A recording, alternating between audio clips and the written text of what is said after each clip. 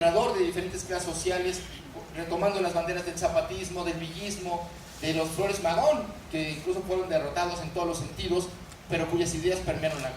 Ese proyecto de nación ha sido desfigurado o ha sido echado a la borda o al cajón de al desastre de los recuerdos para estas élites actuales.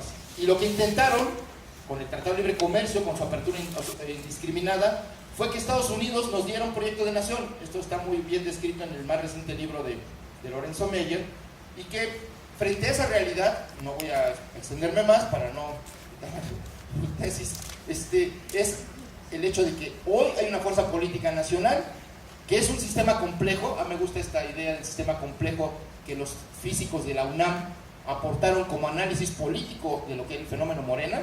Cuando se hizo el primer Congreso de la República Morosa, el Departamento de Sistemas Complejos participó con varias ponencias de explicar qué estaba pasando, que había una especie de fenómeno que no tenía que ver con las formas tradicionales de integración de los movimientos sociales, ni de los partidos, ni de los liderazgos. Entonces que había que analizarlo con las nuevas herramientas de la ciencia y de la física, como los sistemas complejos. Y entonces hicieron un análisis de que Morena era un sistema complejo. Y a mí me gusta esta idea porque Morena no es un partido tradicional, es decir, no es una fuerza ideológica y solo con un liderazgo fuerte y con una unidad y disciplina a prueba de todo. No, Morena es un conglomerado, es un continente de causas, de tradiciones, de esfuerzos, de luchas regionales. Como todas las luchas nacionales en este país han sido luchas regionales que tienen la capacidad de actuar en común o que coordinan las acciones y logran propósitos comunes, pero las luchas nacionales son locales, y Morena es la suma de muchos esfuerzos locales, de lucha por los derechos humanos, de defensa de los derechos democráticos, de la lucha por el medio ambiente, la defensa del territorio, contra la depredación, contra la violencia. Muchos periodistas y compañeros y activistas que son simpatizantes, pues han sufrido las consecuencias que hoy esta guerra contra el pueblo de México ha desatado en aras de mantener un modelo económico depredador, porque no podemos engañarnos. La violencia de este país no es la irracionalidad de un negocio ilegal, es producto de la racionalidad de un sistema económico que subordina todo, digo todo, incluso la vida de cada uno de nosotros, a la lógica de la ganancia. Y al subordinar la vida de un pueblo y del planeta a la lógica de la ganancia, entonces humaniza todo. Y entonces el crimen organizado, es un brazo económico, político y hasta militar para las inversiones. Y digo, de ahí se lavan las finanzas, etcétera, pero no voy a ahondar en eso. Pero sí decir que frente a ese deterioro, que tiene una ilógica, pero una lógica económica, necesitamos construir una lógica social que haga prevalecer los intereses del pueblo de México en su complejidad para sobrevivir. Estamos jugándonos el futuro de México, estamos jugándonos el futuro como pueblo y como nación. De esta batalla, o de estas batallas que vienen, va a depender si México sigue siendo México, y si nosotros nos vamos a seguir llamando mexicanos, porque la amenaza que hay es grande, y es de vaciar las bases económicas, de destruir las bases sociales, de acabar con las capacidades de respuesta del pueblo de México. Y lo estamos viendo, entonces Morena surge frente a esas amenazas, y por eso surge como un sistema complejo para atender una realidad compleja.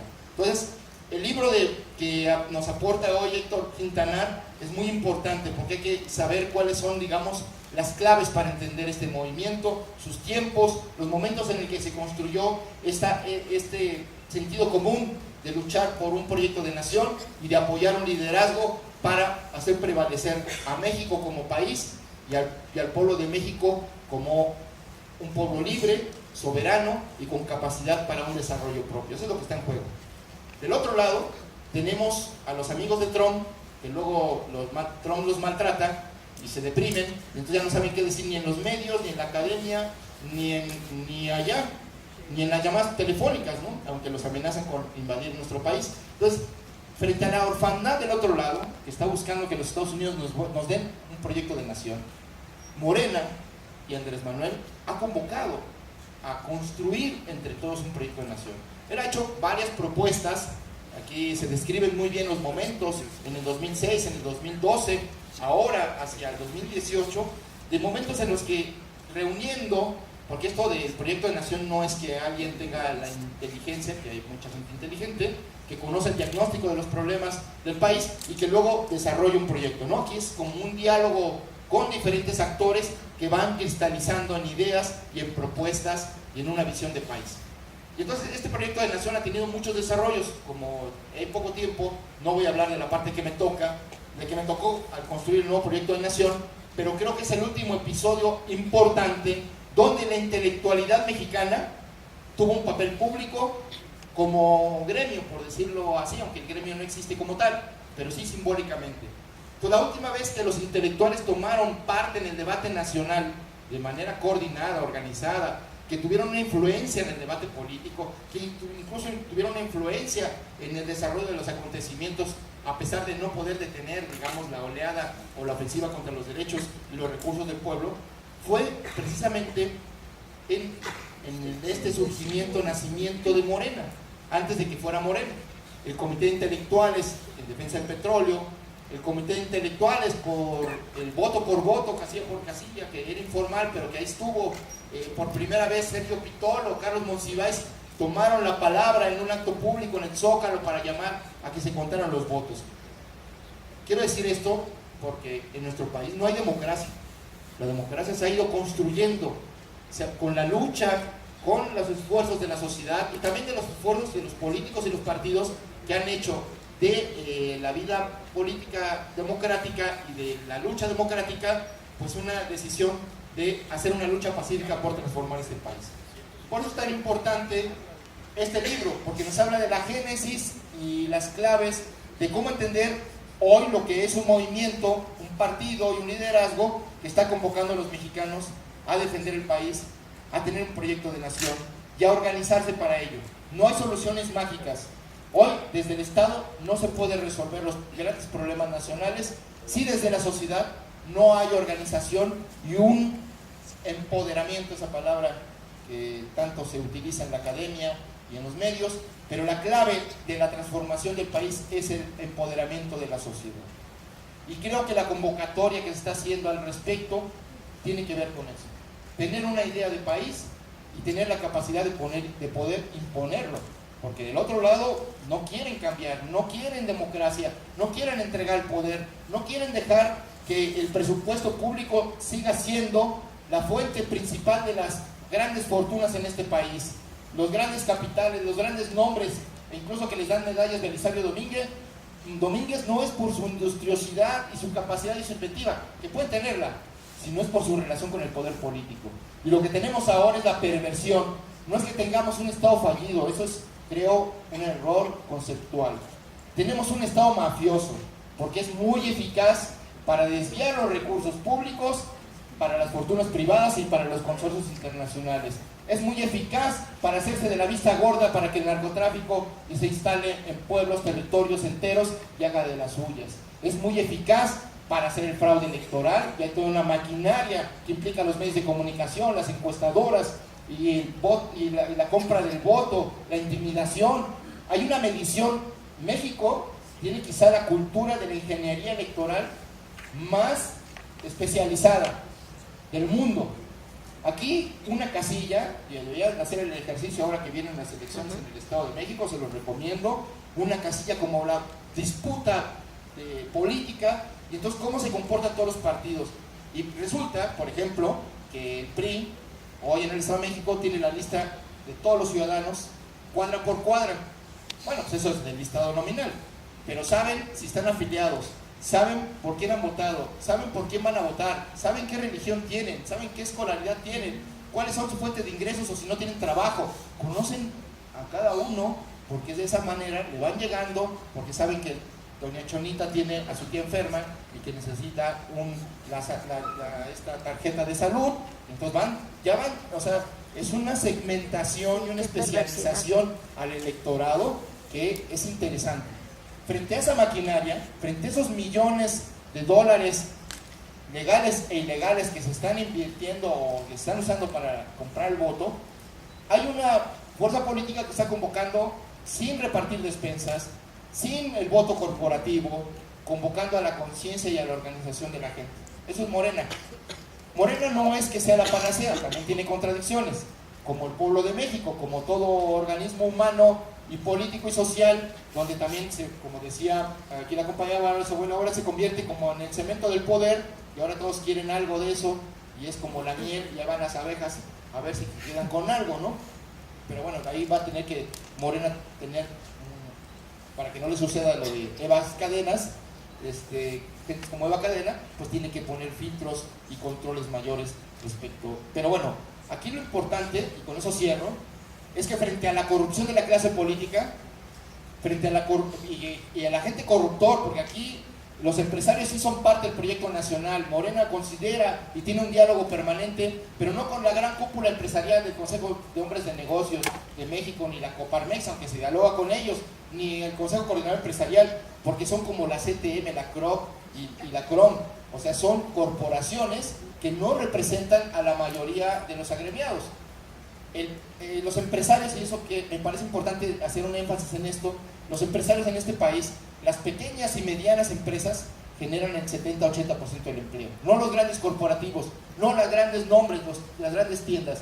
Es ese pequeño empresariado, ese empresariado mediano es el más afectado por la crisis, el más afectado por las políticas económicas actuales neoliberales que han desmantelado la planta productiva nacional. Ese es el electorado, ese es el empresariado que nosotros queremos, digamos, reivindicar. Claro, no es contra los otros, pero ese es el que nos interesa, el que genera los empleos, el que genera cadenas de producción regionales, el que tiene que ver con el mercado interno. Por eso es tan importante, y en esta reflexión sobre que a nivel internacional nos han llevado contra el modelo económico neoliberal que concentra la riqueza y el poder en el 1%, en el 99% restante también hay muchos empresarios. Entonces necesitamos recuperar, hacer ese frente nacional, interclasista, intersectorial y también intercultural, porque los pueblos originarios también tienen un papel muy importante que jugar en este proyecto de nación. Han llevado a cabo las luchas más importantes del pueblo en otros momentos, pero han sido los últimos en beneficiados, ¿no? Entonces, yo decía que es importante en este momento el libro de Héctor Quintana, porque nos coloca en el centro con información fresca de primera mano que no es de los periódicos, qué es Morena.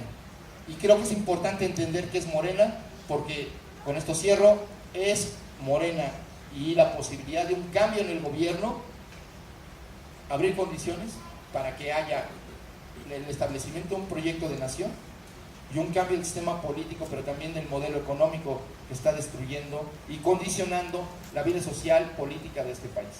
Y yo felicito a Héctor, felicito a este auditorio que está lleno, que está atento, porque estamos buscando salidas. Y lo que ofrece Morena, y que está explicado ahí, no de una manera ideológica, sino de una manera académica, es convocar a la gente, a los mexicanos, a tener fe en su historia, a tener fe en sus propias capacidades y a tener fe en la democracia. Esto es lo más importante. Frente a la violencia, hay millones de mexicanos que estamos apostando por la vía pacífica, por la vía democrática, por la capacidad de hacer valer no solo el voto, sino también la participación de la gente. Muchas gracias. ¡Bravo!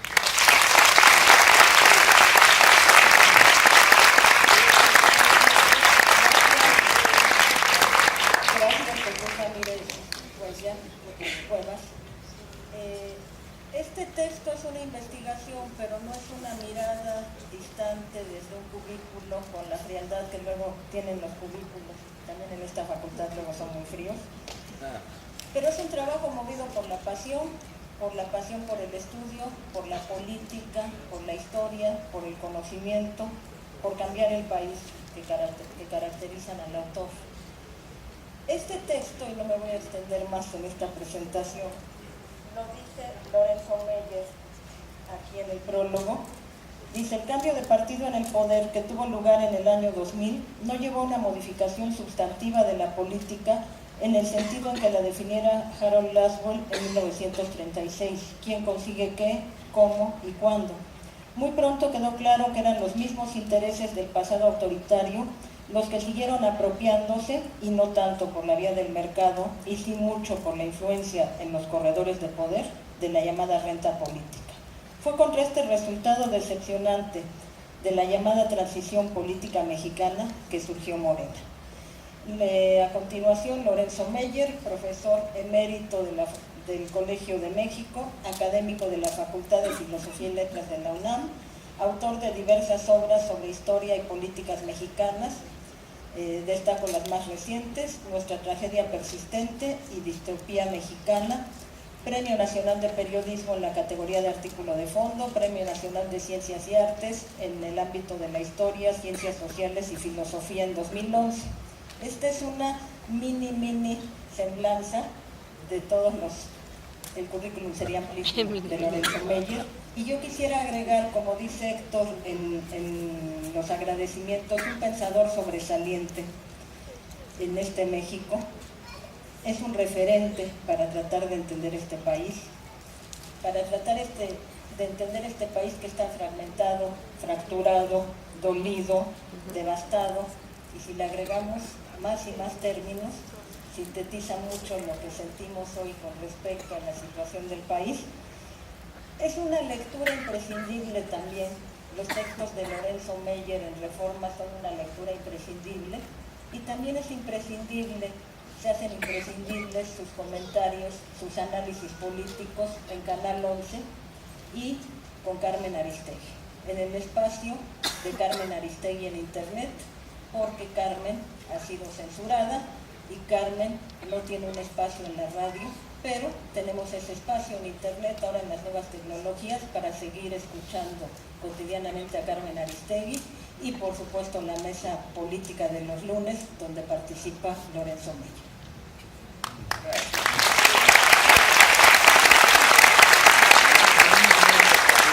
Ahora sí, buenas tardes, ya estamos en la tarde de este día. Las presentaciones de libros a mí me parecen que son como los bautizos, son una ceremonia y para que el recién nacido le saque el demonio y le dicen, y renuncias a Satanás, y si renuncio, el pobrecito no puede decir nada, pero alguien dice por él renuncio, etc. Ya no se verá si renuncia o no en el futuro, pero es una ceremonia. Esta es una ceremonia para la presentación de este libro, que espero realmente que vaya más allá de los 1000 ejemplares de este primer tiraje. Es bueno que haya sido de pocos para que luego se pueda poner segunda edición, tercera edición, y nada más no diga con cuántas son las siguientes ediciones, y queda eso muy bien. El libro, este es un consejo para los estudiantes. Este libro es resultado de una tesis. No necesariamente todas las tesis deben de aspirar a ser libro. En algunos momentos es necesario hacerlas rápido para ir al siguiente escalón. Y si uno se pasa mucho tiempo en una tesis donde apenas está uno en primer escalón, no es muy recomendable. Aunque sí he visto yo algunas tesis de licenciatura que han terminado en libros. No es lo normal. Las tesis de maestría que terminan en libro tampoco es lo normal, es algo raro. Entonces, en ese sentido, este libro es raro. Es una muy buena investigación que le recortó un poco. Las tesis hechas libro inmediatamente no son la más buena de las ideas. Hay que rehacerlos un poquitín. El libro tiene un montón de información, más de la que el lector normal quisiera tener.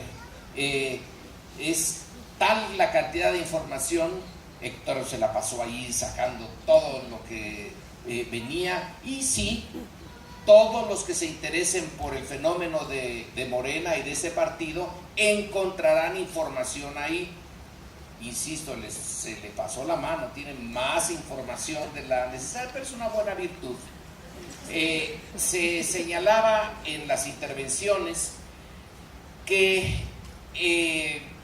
es un libro hecho desde el compromiso político, pero a la vez con el enfoque académico, y esto es bien importante. Nadie en ciencias sociales puede pretender ser objetivo.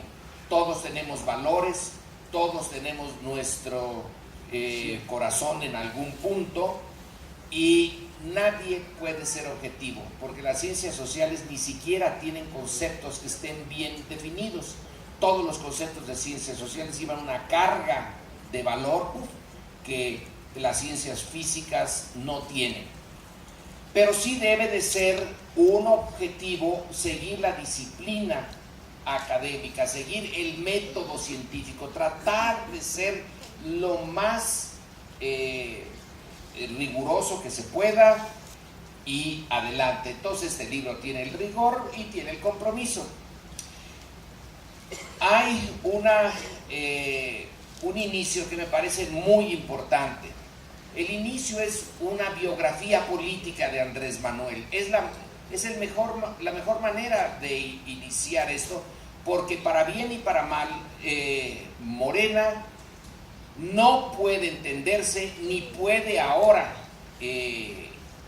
tener éxito sin la figura del líder. Todos los partidos, todos los grandes partidos en el mundo se han iniciado con un líder. No son el líder luego se convierte puede convertirse en un problema, y el problema ya lo vimos. El problema fue ese momento en que le falló la biología a Andrés Manuel, y que es el momento en que se está discutiendo la reforma petrolera, que es uno de los elementos que Héctor pone como centrales en la formación de Morena. La lucha contra la privatización. Bueno, cuando esta privatización se da, Andrés está en el hospital, entonces no pudo movilizar. Ahora, había alguien más que pudiera movilizar y hubiera podido lanzar a esa parte de la sociedad que los propios encuestólogos, dice Jesús que no les cree. Bueno, hay que creerles algo. Bueno, entonces hay una encuesta del Pew Research Center de Washington en donde se pone la actitud de la mayoría de una muestra representativa de los mexicanos en relación al petróleo. Y la encuesta hecha allá en Estados Unidos dice que la mayoría se oponía a la privatización. O sea, hay una base social bien importante. No se movilizó y se privatizó. Y ahora desprivatizar lo privatizado, buen desprivatizador será el que lo logre, porque esto va a estar muy difícil, aún para Andrés Manuel. Pero el punto es este: la parte central que tiene el liderazgo, que el libro abre con eso, y tiene toda la razón. Se puede empezar el libro desde otras ópticas, el estudio de otros partidos, incluyendo, por ejemplo, y está bien expuesto el de Luis Javier Garrido, ese librazo sobre el PRI. No va la biografía de Calles, pues ¿para qué? ¿A quién le importa la biografía de Calles en el surgimiento del PRI? Sin Calles tampoco hubiera surgido. Pero vamos a hacerla al lado y explicar otras fuerzas que hacen ese partido. Aquí no se puede. Y aquí lo básico, lo raro, lo importante, en cierto sentido la suerte de tener un líder como Andrés Manuel, es que él nace en un estado donde no hay más que PRI, que es Tabasco. Supongo que en esta facultad ya no necesito explicar qué es Tabasco políticamente, porque todos conocen a Garrido Canaval, que es el líder de los 1920s y 30s en Tabasco, que hizo tabula rasa de ese estado. No había más que la visión oficial, el partido oficial.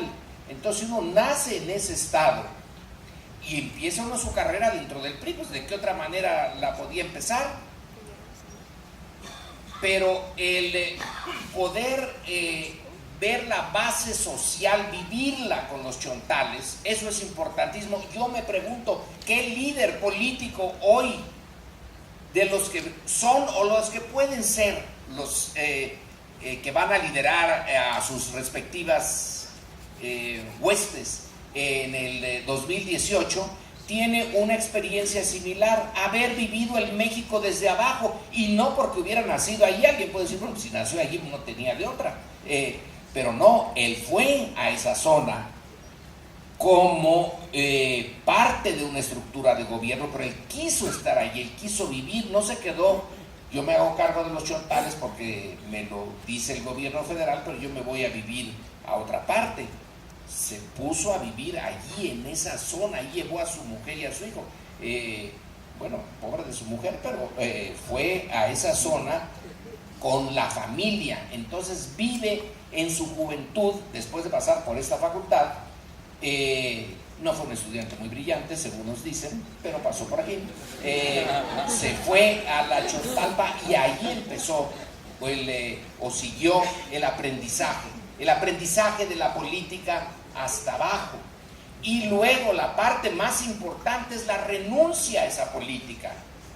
Porque cuando tiene apenas unas horas como oficial mayor de Tabasco, con Enrique González Pedrero, profesor de esta facultad, director, ¿no?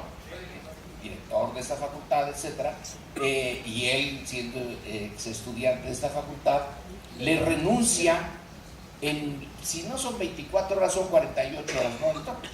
Más o menos. Renuncia y se va en la noche de Tabasco, casi sale huyendo, para no ser oficial mayor. El oficial mayor es el que maneja el dinero del Estado. Qué joven, piénsenlo ustedes los jóvenes, si les hubieran dicho que son oficiales mayores de un Estado, dicen, no, yo me voy a otro tipo de vida. Es una vocación, no solamente por la política, sino por un tipo de política. Un tipo de política que no es la normal en este país. Es un liderazgo excepcional. No lo es porque sea la mar de inteligente y uno diga, caramba, me deslumbra su brillantez. Es por una cosa ética que es distinta. La inteligencia a veces viene con los genes, bueno, somos o no somos, y ni modo de cambiarlos. Pero las decisiones éticas sí son nuestras.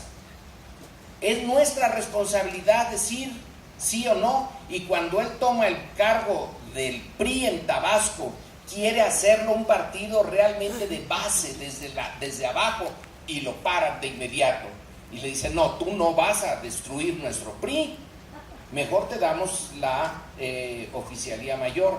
Para mí ese punto es fundamental.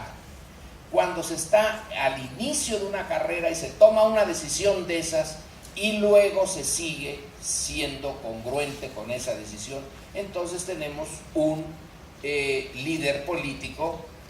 Ha de haber más mexicanos que han tomado esas decisiones, pero algunos simplemente les pasó la realidad por encima. Andrés Manuel también le hubiera podido pasar por encima, en parte por suerte no, y pudo seguir en su proceso cuando el sistema heredado de la revolución, el sistema creado por Calles, de partido de Estado, de poder presidencial concentradísimo, empieza a desmoronarse. Y entonces Andrés Manuel va a dar al PRD cuando se le critica, pero si usted fue priista, pues claro que fue priista, pues si no se podía hacer de otra manera en Tabasco. Pero insisto, si no se conoce la historia de Tabasco, no puede uno realmente entender del todo a Andrés Manuel. El México son muchos Méxicos. El México del norte, donde Morena todavía no tiene mucha base, es tan distinto del México del sur.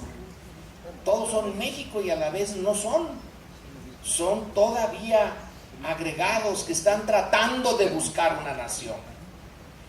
El otro punto que Héctor pone como importante, pasa de el papel central del líder a el hecho de que cuando este líder llega al poder, que la Ciudad de México, vaya que sí es poder, no es todo el sistema, pero es una parte sustantiva. Ahí hay que juzgar a Andrés Manuel. ¿Cómo ejerció el poder en la Ciudad de México? Es ya una cosa objetiva. ¿Qué hizo bien y qué hizo mal? Yo encuentro que son mucho más las partes positivas que las partes negativas, pero cada uno de los que se interesen en esto y se metan a ver, vean, por ejemplo, Héctor pone ahí todo su gabinete, quiénes son, de dónde vienen. Le pone Héctor variopinto. Hay algo de despectivo en eso de variopinto, porque en general son gentes buenas las que están ahí. Unas vienen del PRI, otras vienen del PAN, otras vienen de donde Dios los puso en un momento dado y luego llegaron ahí. Pero es un buen gabinete y hay que ver la forma como se enfrenta a intereses creados, al mundo real. Otro punto que yo recomendaría es que lean los libros de Andrés Manuel. No creo que haya muchos que lo hayan leído, pero por ejemplo, de los últimos libros, toma a Porfirio Díaz. No hace una investigación de una facultad, una investigación muy exhaustiva. Toma mucho a José Villegas. Hace picadillo a Porfirio Díaz. No le da ni un centímetro de positivo. Todo está mal. Yo creo que no.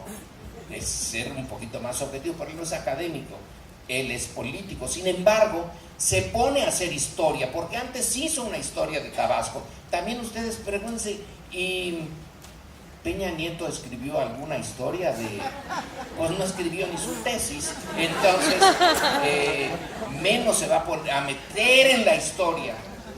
Andrés Manuel no solamente la vivió su sociedad, sino que se metió a la historia de México. Y el último libro, de Catarino Garza. A ver, ¿cuántos de ustedes conocen a Catarino Garza? Levanten la mano. Ese es otro. Catarino Garza es un personaje que también es la sensibilidad de Andrés Manuel. Solamente él se le ocurrió meterse a sacarla y se fue hasta Centroamérica a ver dónde andaban los restos de Catarino Garza. Catarino Garza es un mexicano muy interesante, es del norte. El Garza, bueno, no podía ser de otro lado. Si estás en el siglo XIX y te apellidas Garza, pues tienes que venir de allá.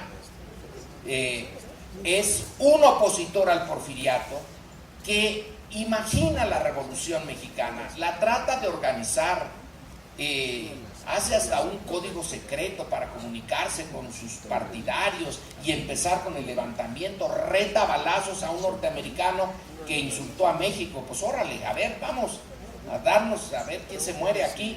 Entonces Andrés Manuel, dice mucho de Andrés Manuel la forma, el hecho de tomar a Catarino Garza, más que el estudio en sí, que no está mal, pero es un indicador de Andrés Manuel, no de Catarino Garza. Es un indicador de Andrés Manuel, no de Porfirio Díaz. Es un indicador de Andrés Manuel, no de los liberales en el siglo XIX en Tabasco. Ya metido en esto, es enorme la fuerza de su liderazgo. El libro pone mucho énfasis en el desafuero. El desafuero, creo yo que tiene toda la razón Héctor. Es el momento en que se quiebra la posibilidad de el cambio político en México, de la transición. La transición sí se dio en otros países y se dio en ese que fue nuestro modelo, o al menos el mío yo lo veía bastante interesante, que es el de España. Se muere Franco, viene el resquebrajamiento, se queda el poder durante un tiempo con una derecha de Adolfo Suárez, pero una derecha, curioso, una derecha honesta. Es rarísimo, pero se tiene esa derecha, y esa derecha es capaz de entregar el poder a la izquierda sin que se decaiga el cielo, ni se abre el suelo. Y el punto es que el propio Suárez es el que desarma a los militares para que no estén jorobando con que no se acepte al Partido Comunista en el nuevo esquema. Es una derecha muy inteligente, es una derecha que dijo, España tiene que evolucionar, tiene que aceptar que está en la Unión en Europa y que tenemos que estar allí. Ya Portugal ya empezó, pues nosotros vamos a... Aquí no. Aquí el desafuero del 2004 es la decisión clara. Esto tiene límites y los límites son muy cortitos. Se puede cambiar del PRI al PAN y hasta ahí. Si quieren cambiar del PAN al PRI, pues también se puede. Pero luego también del PRI al PAN y ahí nos vamos. Oiga, pero si el país es mucho más amplio, eso no. Y ahí se viene ya lo del fraude del 2006, que está tratado de manera muy correcta. No se va tampoco con la idea de el fraude escandaloso. Es que son un montón de cosas las que van ocurriendo para poner los límites. Entonces ahí está el otro punto básico de la historia política contemporánea de México en el 2004, el desafuero y la elección del 2006. Ahí se quebró todo, ahí se echó por tierra las posibilidades, que sí hubo posibilidades de una transición diferente. No estaba escrito por el dedo de Dios, como dice el himno, que el destino de México fuera volver al PRI, pero prefirió el PAN que volviera el PRI a que hubiera un tránsito hacia la izquierda, una izquierda que Andrés Manuel, la izquierda de Andrés Manuel, algunos todavía de los muy ortodoxos que quedan de la izquierda, pero si no es de izquierda, bueno, no, nunca estuvo en el Partido Comunista, no está pidiendo que el capitalismo desaparezca y que nos vayamos todos corriendo al socialismo. No, es la izquierda que México tiene. No quiere cambiar el sistema, no puede, pero sí quiere que esto no esté tan desequilibrado, que la carga se equilibre. Ya con eso nos daríamos por bien servidos. Y luego otro punto que Héctor, les digo, tiene un montón de datos que uno los lee y luego dice uno, bueno, ya se me olvidó qué fue, porque son uno tras otro, pero ese es el objetivo de un investigador. Él dice, algunos de estos datos, bueno, son de sus lecturas, son de sus encuestas, de sus entrevistas, no encuestas, entrevistas, y otros son de su vivencia cotidiana, los fue tomando, este día pasó tanto, estuve en esta reunión, pasó tanto, y va tomando sus datos. Es una observación participante la de Héctor. En este proceso también está el PRD como parte centralísima. Es decir, cómo se va desgajando lentamente, desprendiéndose del PRD. El PRD nunca pudo superar su división inicial y se siguió ahondando, y los poderes que ya existían supieron perfectamente cómo meterse en esas divisiones. Y Andrés Manuel, que ya conoce el PRI de Tabasco, dirigió una partecita del PRI, luego va a dirigir el PRD, y ahora Morena, de que tiene experiencia en partidos, ni duda, en partidos, porque se partieron, y en partidos con gran control, como era el PRI de entonces.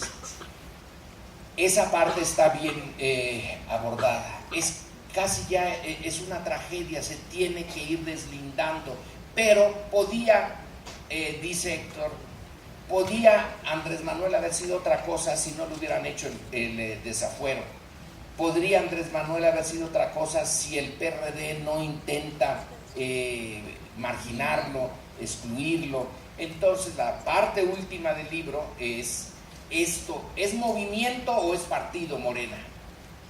y tiene las dos cosas. La solución es mantener las dos cosas: ser un movimiento social y ser un partido. No es fácil, no es nada fácil tener estas dos características. No sé si se las pueda seguir manteniendo, si deba de seguirlas manteniendo, pero por ahorita esa es su naturaleza: partido, movimiento, movimiento, partido. En este momento es más la parte de partido porque vienen las elecciones, porque estamos en la elección del Estado de México, pero eso ya no lo aborda. Sin embargo, para entender esto que estamos viendo en el Estado de México, para entender lo que viene en el 2018, pues sí, esto ayuda un montón. ¿Puede Héctor quizá ponerlo al día o ya no? Dejar, esto queda como el momento del nacimiento, ya no lo va uno a modificar.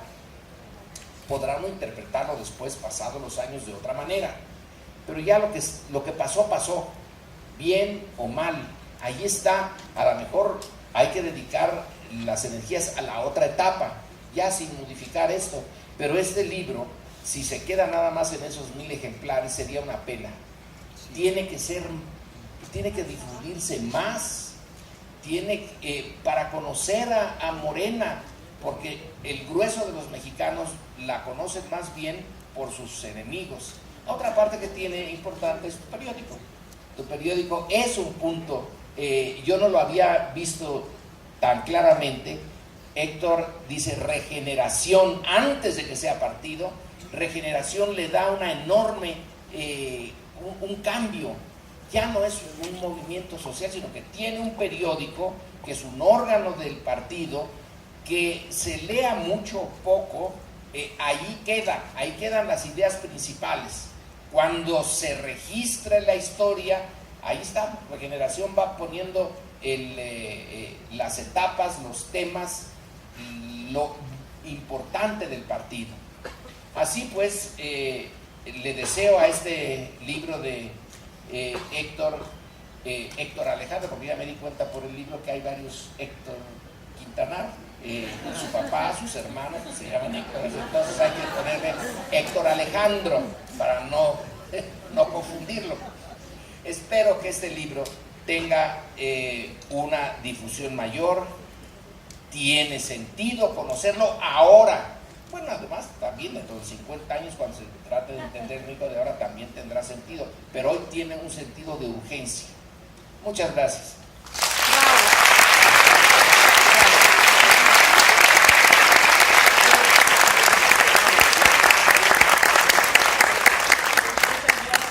Doctor Lorenzo Meyer, vamos a darle la palabra al autor.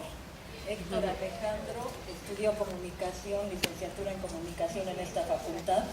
Su trabajo de tesis de licenciatura fue un trabajo sobre Luis Javier Garrido, del cual fue discípulo Héctor. Como ya lo señalaba al principio, a mí me tocó conocer a Héctor, igual que Figueiras, casi lo conocimos al mismo tiempo, como alumno, como integrante del Seminario Interdisciplinario de Comunicación e Información desde 2007, primero como ayudante de investigador, después ya como un investigador, como colega, profesor en esta facultad y como amigo, que es lo que me gustaría también señalar. Héctor ha sido un amigo muy cercano en estos últimos años. Esta presentación a mí me suena también como una especie de despedida, porque Héctor se nos va, como algunos de sus alumnos ya saben. Héctor se va en unos cuantos meses a hacer un doctorado fuera de México. ¿Qué esperamos que siga Héctor? Esperamos que vuelva con otro libro bajo el brazo. Seguramente va a volver con más conocimientos, con más interés, con más elementos para analizar este país y se reincorporará seguramente a esta universidad y a la vida de este país en muchísimos aspectos. Héctor.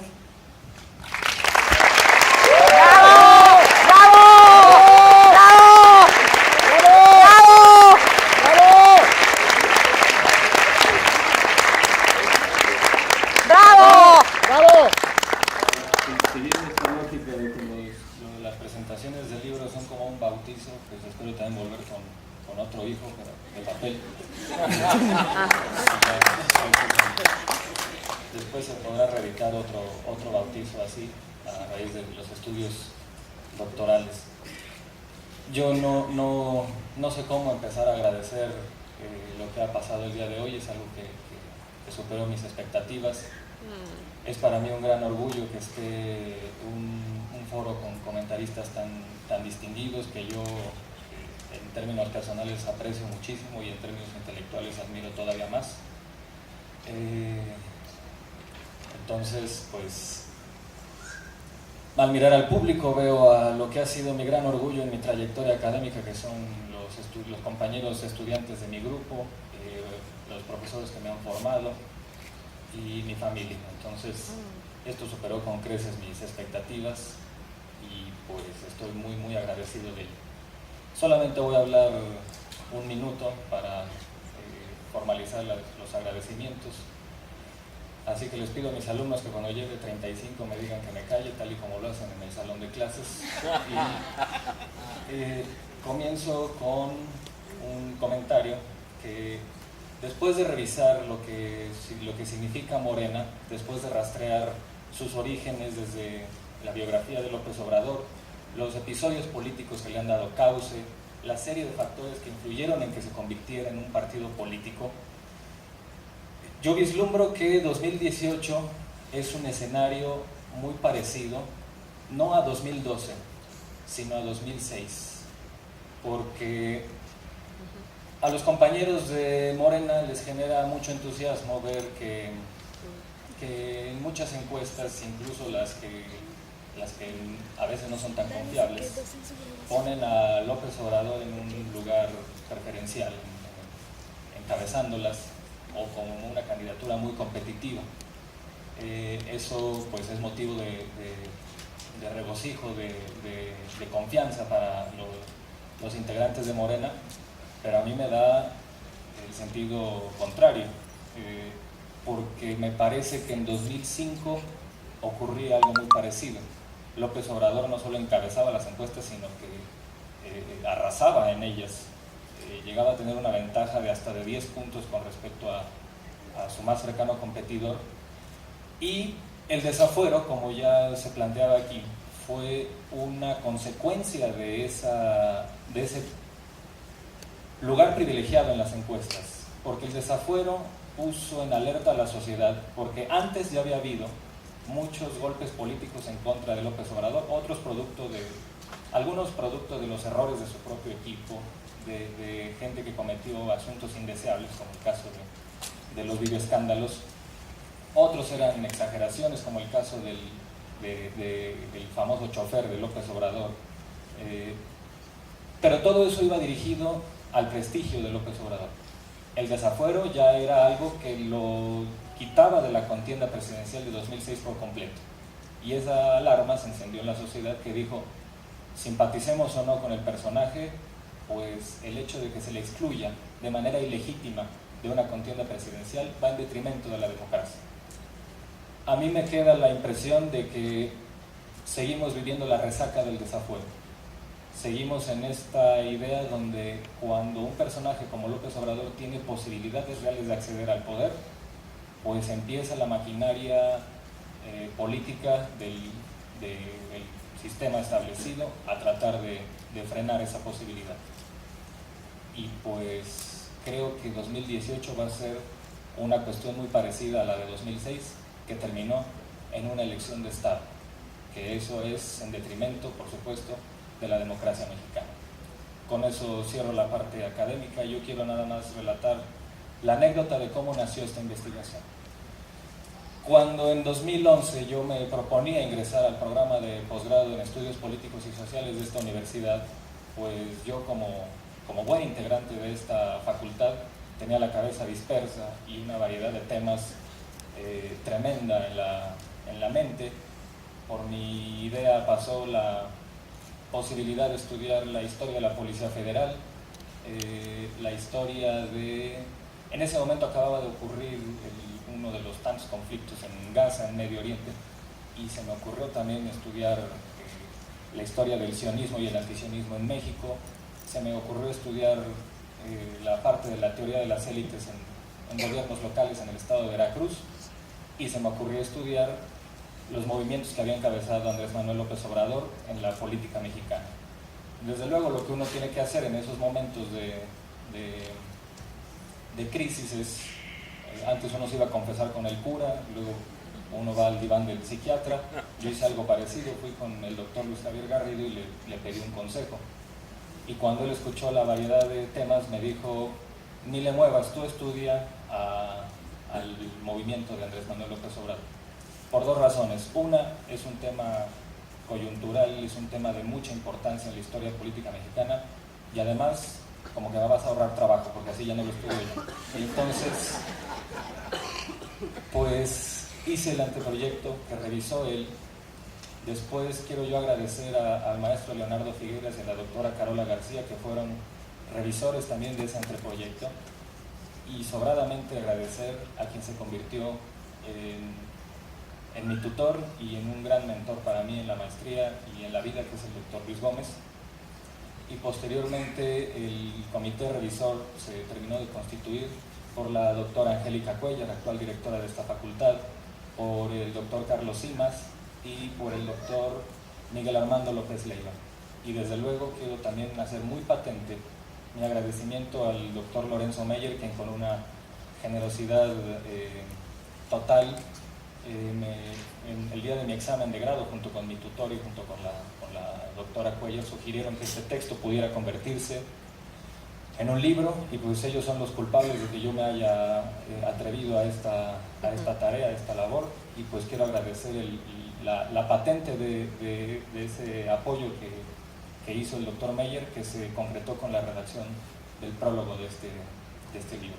Yo podría seguir empleando más minutos a tratar de refutar al autor, porque pues ya uno se pone a pensar, las investigaciones son así, uno nunca queda satisfecho con cómo quedan, y pues creo que vendrán algunas más referidas a este tema, pero pues de momento este origen, este momento está relatado en este libro. Quiero agradecer a mi familia aquí presente, a mis amigos aquí presentes y a mis otros maestros, que son los alumnos de esta facultad, de quien mucho aprendo cada día. Muchas gracias. ¡Bravo!